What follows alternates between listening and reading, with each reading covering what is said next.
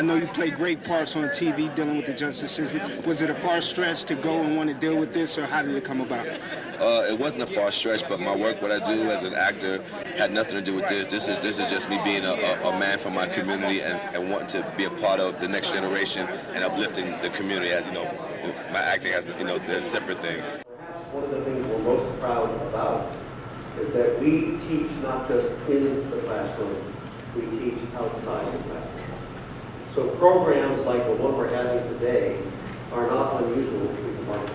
I think we're all on the same page in that we're here and we have something in common, that we're interested in social justice and change for the better. I ran into Michael working on a different case in New York, and we started talking about criminal justice. And I said, if you're ever in Cleveland, could we do a screening of one of your documentaries? And he said, not if I'm in Cleveland, when I'm in Cleveland, and he called me right after we put this together.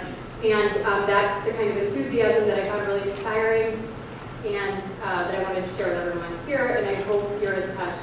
Praise God, that's really, yes sir, I was 12, since 12 to 17 now, like 8 to 9 times. I missed the last 3 Christmases. It's been locked up on Christmas. I won't. It's on Christmas. I'm always locked up on Christmas. So. I was 15 years old. Just like 5 minutes before I believe in Santa Claus. Like, I'm going on 3 years. But I got 50 more. It's like 50 more years to do. So it ain't. Yeah, I got a while left. I'm gonna try to turn it around. I'm gonna find a way to turn it around somehow. Good evening, everybody. Good evening.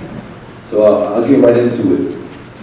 When I was asked to take the journey to create a raise in the system, I was extremely ignorant. I knew nothing about what you see here in this doc. I learned, you watch me learn something here. I have a friend of mine, Jimmy Roseman, who is fighting for his life right now in federal prison. He asked me for a favor. I said, how much money? He says, no. I need you to take a few meetings and speak on my behalf. The third meeting, I was in an adjacent room to the Oval Office looking President Obama in his face, and he was asking me my opinion on criminal justice. So 2 things were going on inside of my head. One, I was geeking that I finally made it to the White House. And then I started tweaking because I was like, what the heck do I know about criminal justice reform? And a friend of mine who was also in the room, Michael Skolnick, he saw that I was starting to panic, and he said, relax, Mike. He says, people who are closest to the problem are usually the ones closest to the solution. And my light bulb went off. And I thought about my life and all my friends and my family who've been affected by the system. And I was like, what does this mean? So I went to the producers at Viceland from Black Market, and I was like, guys, can you help me figure out why all my friends and family keep going to prison at such a very early age? And they looked at it and it was like, oh, this looks like the school to prison pipeline. And I was like, the school of what to where? Like, what do you mean the school to prison pipeline? I had to meditate on that and ask myself what that really means and who's being affected by that. And I took this journey to find that out, and that resulted in what you see here this evening, raising the system. Good evening. My name is Derrick Hamilton. I am 53 years old. I spent 30 years of my life in New York State maximum security prisons.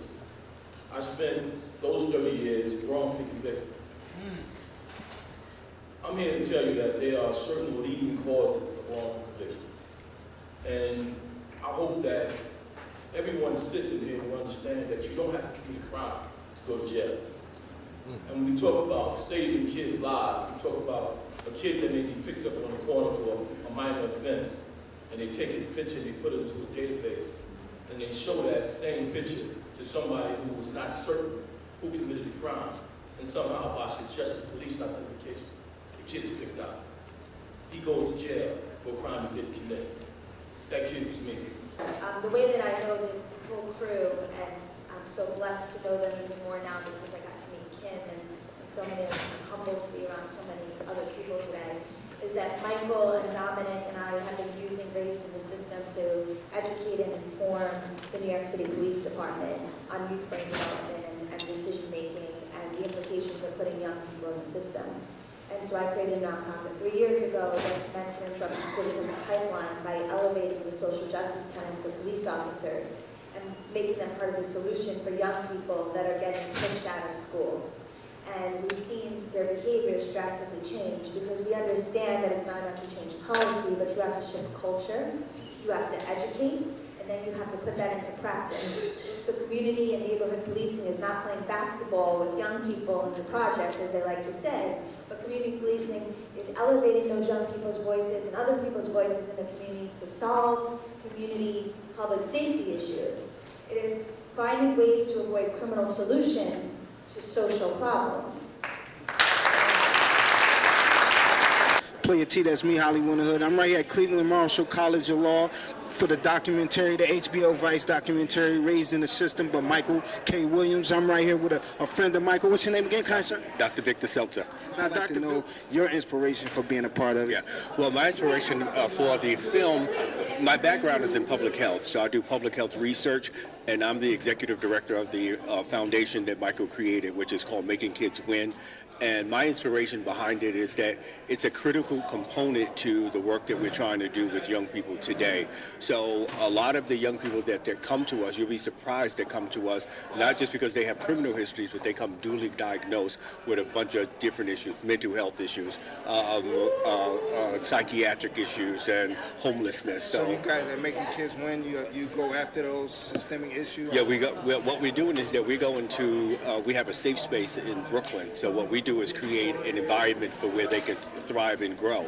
But in order to impact them, we have to address the issues that they're facing. And sometimes it's just having no place to go and no one to talk to. Because if you can't reach them where they're at, you're not going to get them to do what they need to do for themselves. I'm right here with Dominic DuPont. How you doing, Dominic? Great, brother. How you doing, all right? Man, I'm doing fantastic. It's a great documentary you got with Micheal Williams, you know.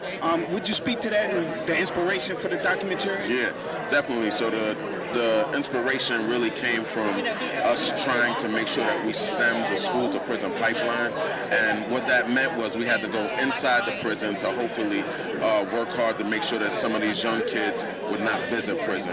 And I, like you saw from the documentary, had an opportunity to go ahead and be released, got clemency, and our commitment, our goal is to make sure that we socially be involved in impacting the community in a very positive way.